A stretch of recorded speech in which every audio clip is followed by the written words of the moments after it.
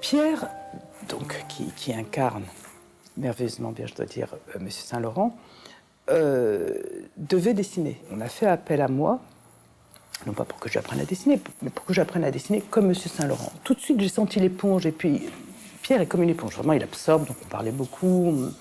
Et puis quand on était bloqué, parfois, je dis, écoute, ne cherche pas à dessiner, ne cherche pas à faire ce que je te demande de faire, joue-le. Et là, quand il le jouait, c'était formidable. On s'est vus pendant quelques mois, et puis à la fin, quand il a commencé à tourner, vraiment, je sentais qu'il avait décroché, lui aussi. Et puis avec Jalil, on se disait peut-être qu'il faudrait une doublure parce qu'il nous manquait un petit peu. Donc j'ai préparé une doublure. Mais ce qui est très drôle dans l'histoire, c'est que la doublure était là, prête à intervenir, et chaque fois qu'il y avait sa scène, Pierre disait « Non, non, je vais essayer quand même, je vais essayer. » Et finalement, c'est lui qui a tout dessiné, tout.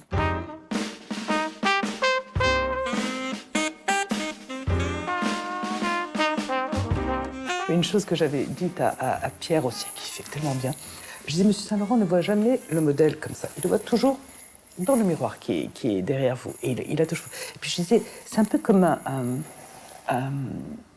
un oiseau il avait un long cou qui tournait un peu comme ça, les mains toujours dans le dos. Bonjour Victoire. Bonjour. À 42.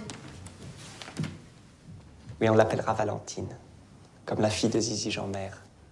Très jeune comme ça, très gaie, acidulée même. J'aime beaucoup. Jalil était très pointilleux sur l'exactitude des choses. Le premier jour de tournage, c'était chez Monsieur Dior, que évidemment je n'ai pas connu. Même les rubans étaient d'époque. Au moment où on devait utiliser un crayon, il fallait savoir s'il existait ou pas à cette époque, ce qui était assez drôle, quoi.